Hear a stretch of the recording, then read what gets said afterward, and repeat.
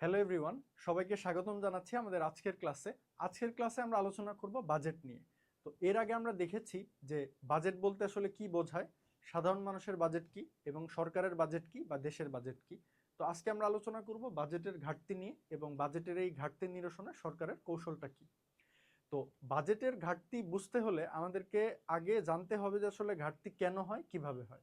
তো আমরা একটা সাধারণ উদাহরণের মাধ্যমে যদি চিন্তা করি যে সাধারণ একজন মানুষের একটা নির্দিষ্ট পরিমাণ আয় থাকে, সেই আয়ের উপরে সে চিন্তা করে যে আমার আয় এত টাকা, তাহলে আমার ব্যয় হতে হবে অবশ্যই এর চেয়ে কম।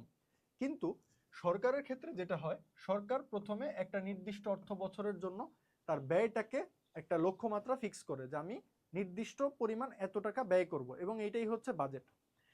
এখন একটা দেশ যখন একটা সরকার পরিচালনা করতে যায়, তখন আমরা যেটা দেখি, অন্তত বাংলাদেশের ক্ষেত্রে, এই ব্যয়টা সবসময় হয় আয়ের চেয়ে বেশি। অর্থাৎ সরকার যে ব্যয়ের লক্ষ্যমাত্রা নির্ধারণ করে, সেই ব্যয়ের লক্ষ্যমাত্রাটা আয়ের লক্ষ্যমাত্রার চেয়ে বেশি হয়।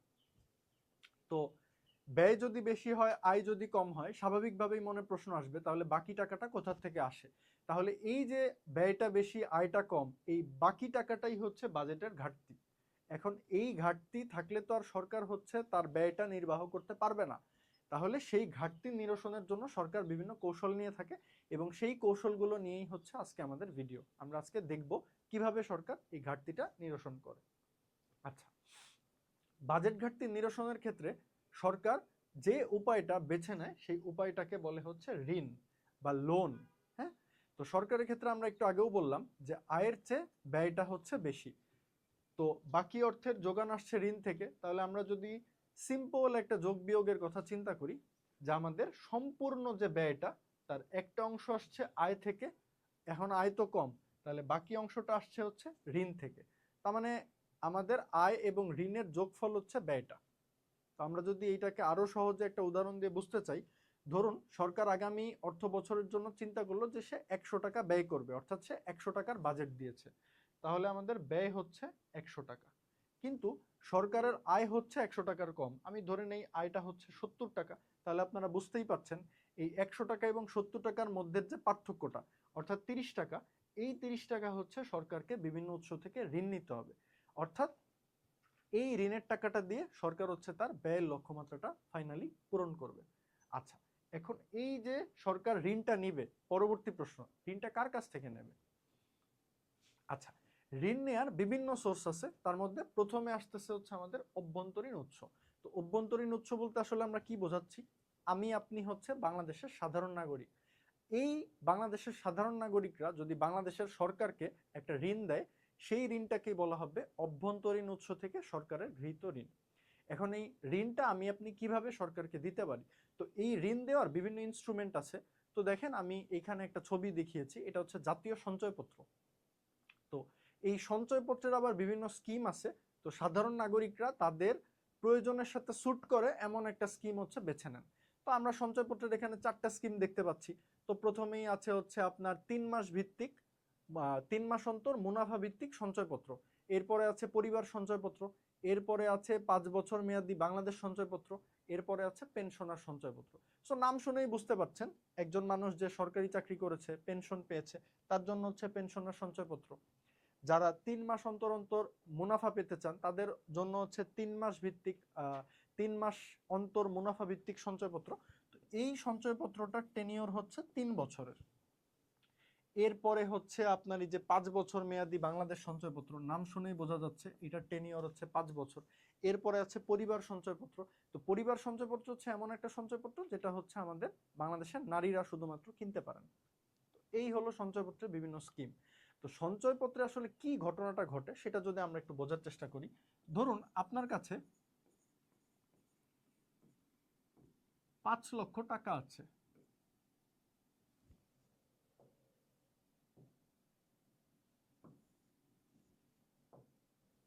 আপনার কাছে 5 লক্ষ টাকা আছে।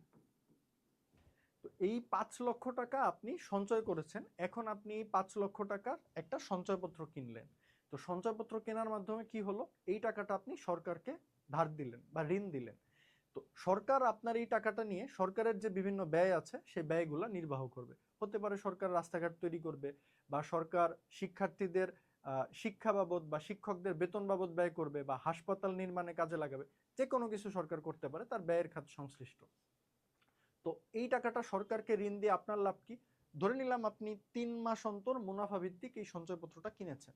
তো সেই ক্ষেত্রে যেটা হবে, প্রতি 3 মাস পর পর আপনি হচ্ছে সরকারের কাছ থেকে, যেহেতু আপনি সরকারকে ঋণ দিয়েছেন, সেই বাবদ আপনি একটা মুনাফা পাবেন।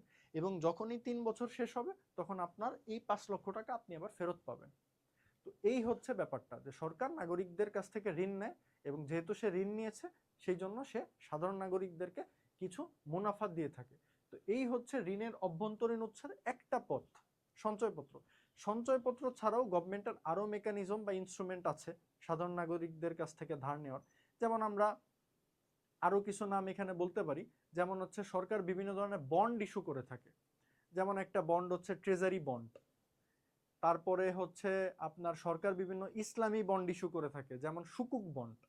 তারপরে সরকার বিভিন্ন বিল ইন্ট্রোডিউস করে, যেমন ট্রেজারি বিল। তারপরে সরকার হচ্ছে আপনার রেফেল ড্র করার মতো প্রাইস বন্ড ইস্যু করে থাকে। আমরা অনেকেই জানি যে অনেকে প্রাইস বন্ড কিনে থাকে।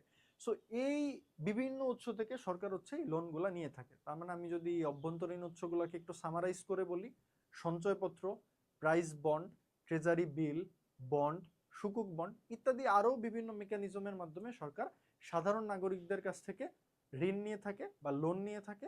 তার মাধ্যমে সরকার তার বাজেট ঘাটতি পূরণ করে। আচ্ছা, এছাড়াও সরকারের হাতে আর কি ইনস্ট্রুমেন্ট আছে?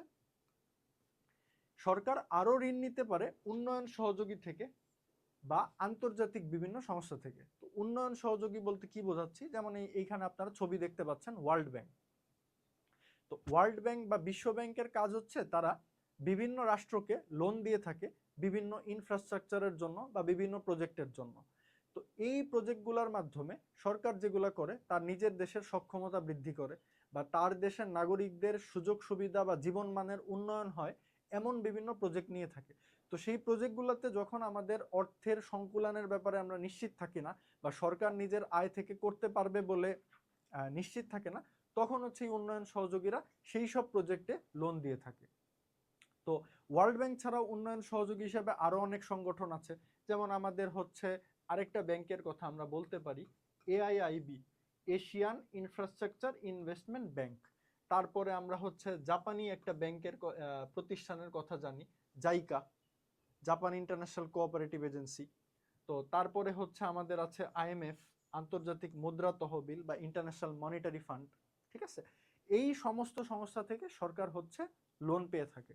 তারপরে আমরা বলতে পারি হচ্ছে ADB, এশিয়ান ডেভেলপমেন্ট ব্যাংক। ঠিক আছে, তো এই সব উৎস থেকে সরকার লোন নিয়ে যেটা করে তার বিভিন্ন প্রজেক্টের ফাইন্যান্সিং করে। তো আশা করি বাজেট ঘাটতি নিরসনে সরকারের যে প্রক্রিয়াগুলো আছে বা যে যে উৎস থেকে সরকার ঋণ নিয়ে থাকে আপনারা পুরো বিষয়টা বুঝতে পেরেছেন। ধন্যবাদ সবাইকে।